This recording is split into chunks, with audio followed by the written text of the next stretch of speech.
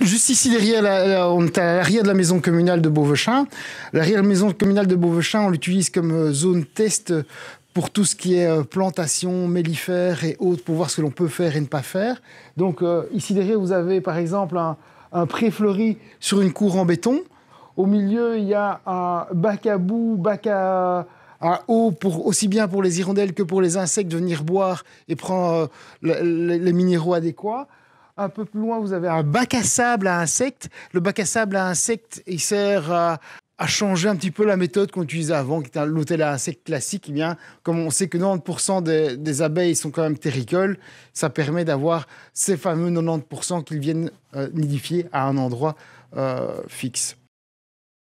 Donc cet espace aussi, ce qui est intéressant pour nous, c'est qu'on l'utilise comme zone test pour voir comment ce que l'on aménage va se développer ou pas se développer, et donc de pouvoir après le reproduire dans nos espaces verts. Ça permet de ne pas tester dans les espaces verts et de ne pas avoir de problème à ce moment-là. Donc on a toutes les petites maladies de nos idées folles, elles se font ici derrière, à l'abri des regards à moitié, puisqu'il y a quand même des vitres de l'administration qui donnent dessus, mais à l'abri des regards, pour voir comment ça évolue et dire « Ah ben tiens, on va faire autrement pour ça ou pour ça ». La particularité de ce pré fleuri ici, c'est que c'est un pré fleuri qui est fait sur du béton.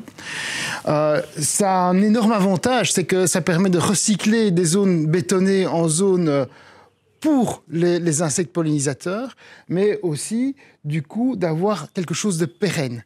Parce que, simplement, en étant sur du béton et donc en un sol très pauvre, ce pré fleuri a été conçu en 2014 et il n'a jamais été réensemencé.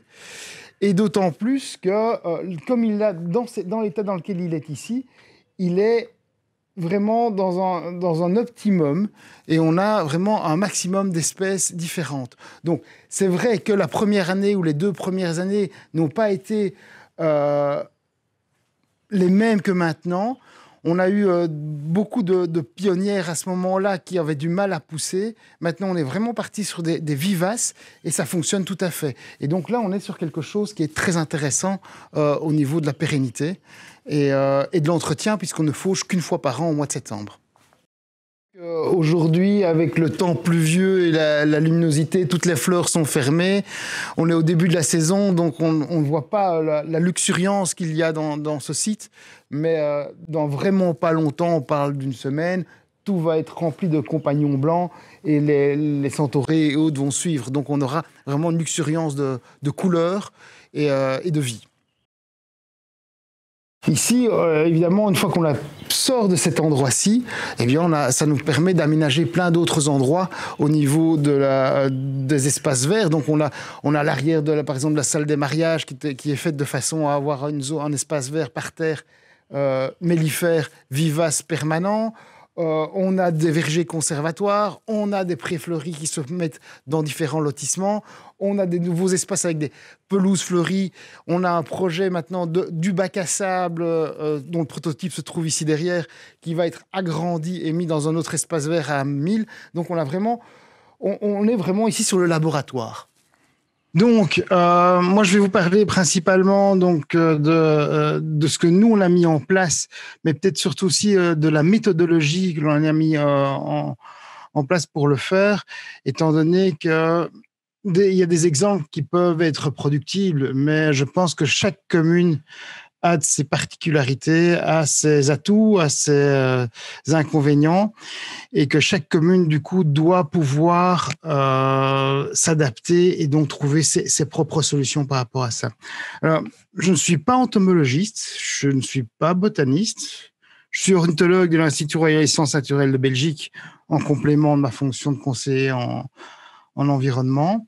Et ce dont moi je vais vous parler, c'est des choses essentielles, comme simplement allier toutes les actions au niveau de la nature, donc tout ce qui est biodiversité, nature, gestion, entretien, esthétisme, avec la problématique ou l'atout, parce que ça dépend des configurations des citoyens, des autorités politiques locales qui sont pour ou pas pour certaines actions, des autorités administratives, des services techniques. Donc, c'était pour l'humain. Et surtout aussi, l'autre aspect qui est un nerf de la guerre, c'est les finances.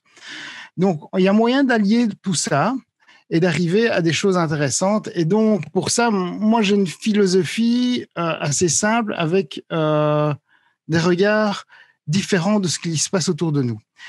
J'ai pour ça 5 bases principales. Parmi celles-ci, on va voir la base numéro 1, qui est simplement, on va dire, un paysage comme on peut le voir d'habitude, avec un petit village et ce qui se passe tout autour. Et au niveau nature, on ne va pas le voir comme étant un paysage avec un village, mais plutôt comme étant en fait une zone rupestre, donc des rochers avec des cavités, avec des parties herbacées et autres autour. Donc, on ne voit pas ça en tant que ville, mais on peut voir ça en tant qu'espace rupestre. Et c'est à partir de ce moment-là, en changeant son regard et en ayant un regard plus du côté des animaux ou même parfois de la flore, mais donc de plus que soit insectes, donc entomologiques ou ornithologiques ou autres, on peut avoir une vision tout à fait différente des espaces qui nous entourent. Un exemple concret, on a par exemple ici, c'est un petit village de Beauvechain qu'on appelle Tourine-la-Grosse. On pourrait le comparer facilement aux Fonderies des Chiens à Nîmes, donc une zone de rupestre, comme on peut le voir là avec des rochers. Les espèces sont les mêmes en fait. Ou bien cette cour en béton, le béton étant du calcaire, eh bien, on peut très bien penser que c'est plutôt un rocher calcaire. Et avec ça, eh bien, on peut avoir d'autres espèces et d'autres choses qui peuvent s'implanter sur une cour en béton. Un autre aspect auquel il ne faut absolument pas ne pas oublier, il faut absolument tenir compte, c'est cet aspect classique qui est l'état du cadre de vie dans lequel les gens se trouvent et leur conscience. C'est-à-dire que au plus le cadre de vie est bon, au moins les gens s'en rendent compte qu'ils vivent dans un bon cadre de vie. Et au niveau donc et ça, cette partie-là est vraiment fondamentale parce que à partir du moment où le cadre de vie va commencer à se dégrader, les citoyens vont commencer à se rendre compte qu'il leur manque quelque chose. Et c'est à ce moment-là qu'on va avoir des retours. Quand le cadre de vie est bon, on n'a jamais de retour. Quand le cadre de vie commence à se dégrader, on commence à avoir des personnes qui rouspètent, qui se rendent compte de la dégradation de leur cadre de vie. À la limite, ça peut devenir un atout parce que à ce moment-là, les gens sont conscients qu'il faut faire quelque chose. En même temps, c'est parfois un peu trop tard.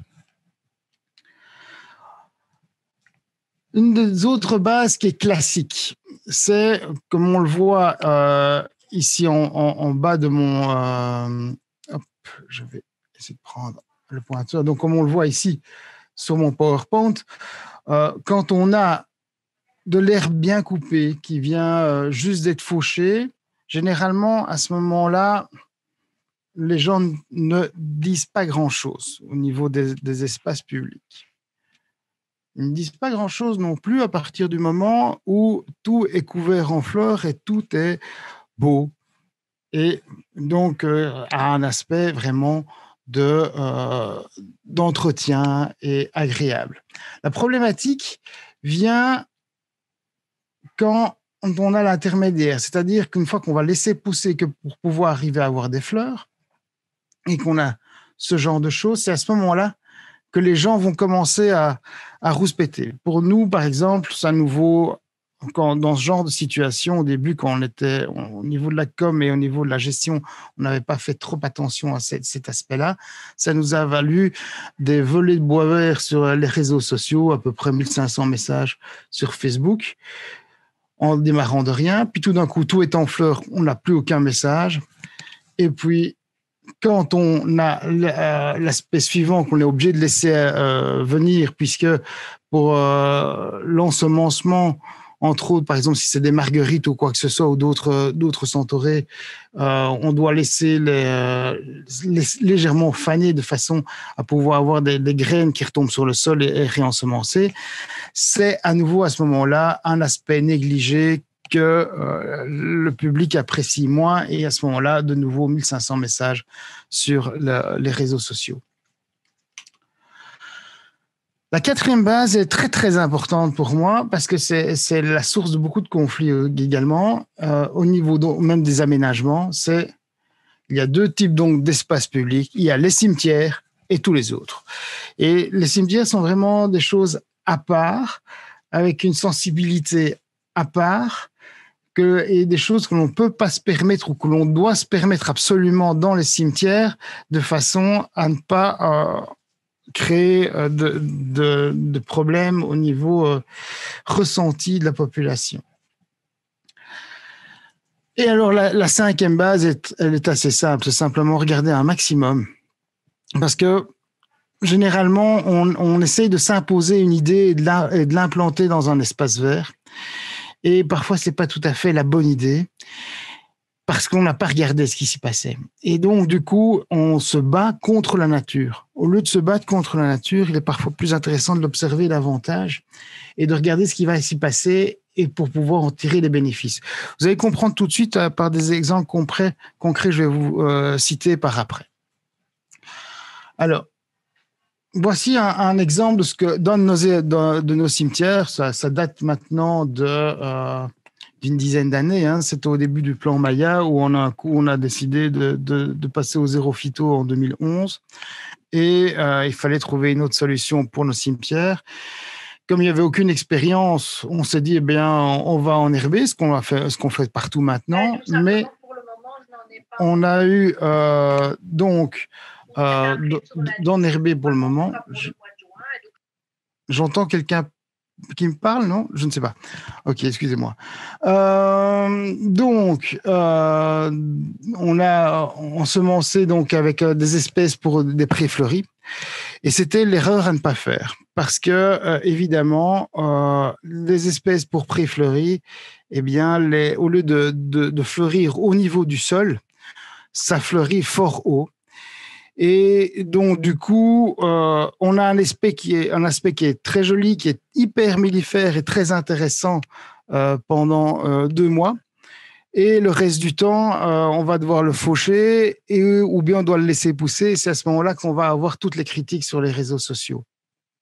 Maintenant, nos cimetières, on les a un petit peu adaptés et c'est ce qu'on fait dans la plupart des espaces verts maintenant, c'est qu'on est parti plus sur de la pelouse fleurie où on laisse exprimer également la floraison, mais à une strate nettement moins haute, ce qui permet de ne pas arriver à cette compréhension, cette visibilité par rapport au grand public du non-entretien.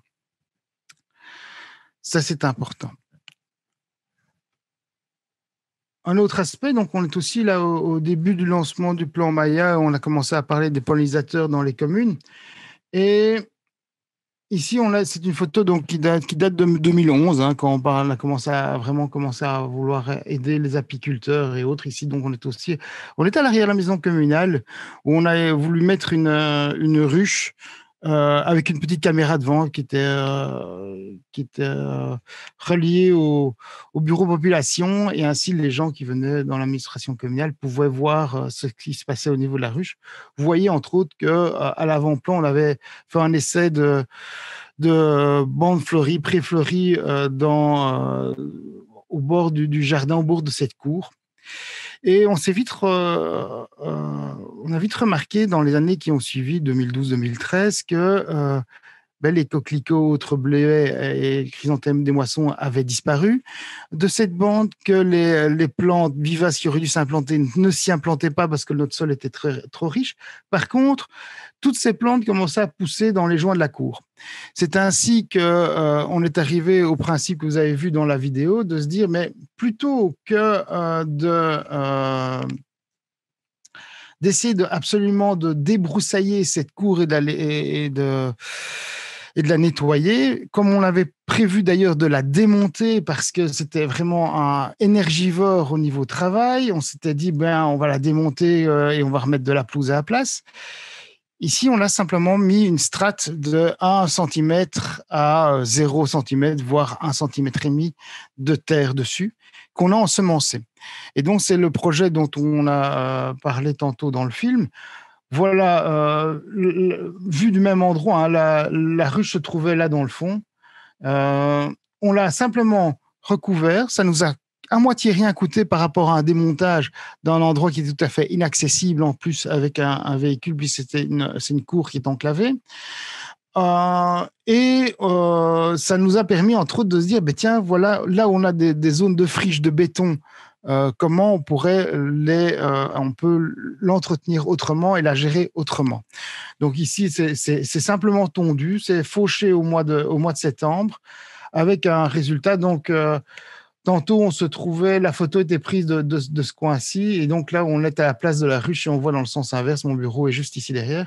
Et donc ça, c'est un paysage que l'on va avoir sur un béton du mois de mai au mois de septembre, voire au début octobre, voire même parfois plus loin, ça dépend de l'été que l'on a eu, en floraison permanente. Ça attire un monde de fou. Donc, vous voyez ici qu'il y a quand même pas mal de fleurs et aussi pas mal de gens qui sont intéressés par cette dynamique et ce nouveau système de floraison sur béton. C'est un principe parmi d'autres. Comme on l'a vu aussi dans le film, ici j'ai repris des photos au début de notre prototype de bac à sable. Donc le bac à sable, c'est du sable de Rhin à 50% mélangé à du sable jaune, de façon à avoir une granulométrie variable au niveau du sable. On y a placé sur le dessus un grillage pour éviter que le bac à sable ne se remplace en une litière pour chat. Ça, c'est ce qu'on avait pensé au départ. Tout de suite, ça a été colonisé par les abeilles et guêpes solitaires. Donc, pour rappel, 80% des insectes pollinisateurs et des abeilles solitaires sont terricoles. Et donc, ça fonctionne très, très bien, ce genre de choses. Voici le même qui a évolué. Ce qui est intéressant ici de voir, c'est que suite aux plantes qui sont mises dedans, on les a laissées parce qu'en fait, les insectes vont s'adapter par rapport à ces plantes et vont s'en servir pour s'en protéger également. Donc, il y en a certains on voit que les espèces ne sont plus les mêmes, on voit qu'on a une diversité d'espèces qui s'est implantée et ils vont pas toujours s'implanter aux mêmes endroits.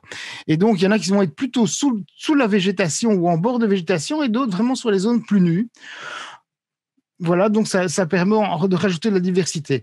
Maintenant, on retire, on dévisse les coins ici et on fauche le bac et on va le remettre et on remet ça au-dessus.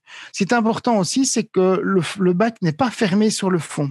Le bac est en relation directe avec le sol parce qu'on sait que certaines abeilles ont besoin de sable en hauteur, mais après peuvent descendre très profondément dans la terre. Et donc là, comme ça, en faisant ce genre de système, on ne les bloque pas. Au niveau inconvénient de ce genre de choses, auxquelles nous, on n'avait pas pensé. Vous voyez ici, sous une plante, c'est un trou de micro-mammifères. En fait, on n'a pas mis de grillage dans le fond de notre bac à sable, ce qui sera fait pour les prochains. Et donc, certains micro-mammifères ont trouvé ça très intéressant, ce bac à sable, aussi bien par rapport aux insectes que par rapport à cet aspect de sable bien chaud et autres. Mais donc, ça, c'était pas le but. Et donc, le fait d'avoir fait ça, on va dire, en laboratoire, ça va nous permettre simplement, nous, d'adapter maintenant nos bacs à sable en faisant, en fait, des grilles de part et d'autre. On voit, par exemple, donc, pour illustrer ce que je vous disais tantôt, les petits trous d'autres abeilles qui se mettent en place en permanence dans ce sable. On a parlé également donc des endroits qui sont difficiles d'accès. Là, moi, je vous conseille en fait de faire ce qu'on a fait. Nous, on a contacté Ecowal. On en parlait tantôt au début de la présentation. Ils sont vraiment très compétents en la matière. Et grâce à eux, eh bien, on avait demandé, nous, d'avoir, comme on était aux abords de la salle des mariages et de la maison communale, on avait demandé d'avoir des parterres durables, c'est-à-dire et mellifères, c'est-à-dire des parterres où on ne doit pas s'amuser à arroser à tout bout de champ, qui nécessitent peu d'entretien et qui soient mellifères. Et on a dit, est-ce que c'est possible? Eh bien, ils nous l'ont fait. C'est tout à fait possible. Donc, on voulait aussi avoir un rendu toute l'année. On a un rendu aussi hivernal, donc mais qui n'est pas dû aux espèces mellifères, mais plutôt dû à certaines herbes comme des stipas qui sont absolument pas mellifères, qui sont des herbes plus horticoles. Hein. Donc, on est vraiment sur de l'horticole ici, hein. Mais on ne pouvait pas, on ne sait pas se permettre de mettre de l'indigène à cet endroit-là que pour pouvoir avoir une tenue et pour pouvoir avoir simplement du temps libre pour les hommes pour pouvoir aller ailleurs, là où c'est plus indigène, qui demande plus d'entretien. Et donc, on a mis ça en place. Cette mise en place a été suivie de formations d'Adalia, d'ailleurs, sur le fleurissement en espace public, et où on a bénéficié, entre autres, lors de ces formations. Ici, c'est une formation qui a eu lieu en septembre dernier, juste pendant la toute petite période de déconfinement, et où on a encore agrandi notre espace mellifère sur ces talus qui sont difficiles à gérer. Et donc, quand je vous parlais de stipa, on voit ici ces herbes ici qui ne sont pas mellifères, mais tout le reste des plantes est mellifère. Donc, il s'agit principalement de sauge, de thym, de romarin, qui permettent de ne pas avoir trop d'entretien, mais qui se développent pas mal. Alors, pour arriver à autre chose tout à fait différent, là, on est dans un espace, une plaine de jeu. Donc, on voit un goal de football ici au fond. On voit que l'herbe n'est pas une herbe de terrain de foot, de terrain de sport, ce qui n'est pas le but du tout. Donc, on est vraiment sur une plaine de jeu. Il faut savoir que c'est un endroit qui, avant, nécessitait beaucoup d'entretien, de services travaux, qui voulait absolument avoir de l'herbe et d'avoir un gazon uniforme et qui faisait tout, scarifiait, allait dans tous les sens. Et avant même, quand on pulvérisait encore, donc il y a encore 15-20 ans, n'hésitez pas à aller avec des produits de façon à avoir que de l'herbe pour cet espace. Mais donc, du coup, les ouvriers y étaient tout le temps. On est passé à une toute autre méthode. On est passé sur vraiment cette méthode de l'observation, de voir ce qui s'y passe. Et donc, quand on regarde un petit peu plus près, on remarque maintenant, en fait, c'est principalement de la mousse. Donc, ça veut dire que déjà, quand on a de la mousse comme ça, on est sur un sol qui est plutôt sableux, acide. Donc, ça, c'est très intéressant de le savoir. La mousse, un gros avantage de la mousse, c'est que elle se tombe, mais vraiment à un autre rythme que de l'herbe. Donc, on peut, sur de la mousse, on peut passer une fois toutes les 3 semaines, voire tous les mois et demi, avant pour régulariser, on va dire, l'une ou l'autre herbe qui aurait poussé au milieu de la mousse. Mais ça a son gros avantage. Alors, en passant à ça, on remarque qu'à certains endroits, on a vraiment une mosaïque de herbacées différentes qui s'y développent. Hein. On voit ici donc vraiment rien que par la structure, donc il ne faut pas être botaniste pour voir qu'on n'a pas partout la même végétation, avec des endroits qui sont plus en terre nue. Ici, on voit que c'est plutôt sableux. Et donc, on a laissé aller un peu ces flancs, ces coteaux, cette végétation. Et on a vite remarqué que l'on a, comme on voit ici, des entrées qui ont été colonisées par les abeilles et guêpes solitaires. Alors, on va le voir entre autres ici sur la photo suivante, où on en voit une ici, en plein milieu, qui vole sur un des côtés où on a laissé la végétation un peu plus s'exprimer puisque les enfants ne jouent pas à cet endroit-là. On a eu très rapidement des remarques de la population parce que on a été envahi entre guillemets par les abeilles solitaires et guêpes solitaires, et la population a eu peur. Ils nous ont demandé ce que c'était ces insectes qui ressemblaient à des guêpes, que les enfants allaient se faire piquer, qu'on ne faisait rien. C'est à ce moment-là qu'on leur a expliqué que ces insectes étaient tout à fait inoffensifs par rapport aux enfants, et après, on n'a plus eu aucun problème et on gère ça comme ça. Et les enfants jouent au milieu des abeilles et des guêpes solitaires sans aucun problème.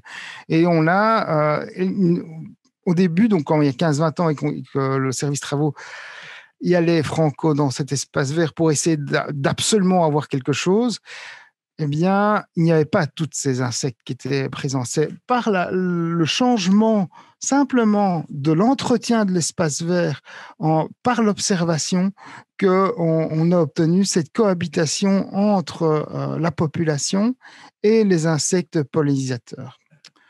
Voilà. Et voici mes coordonnées. Si vous avez encore des questions ou pas, je pense que j'en ai fini.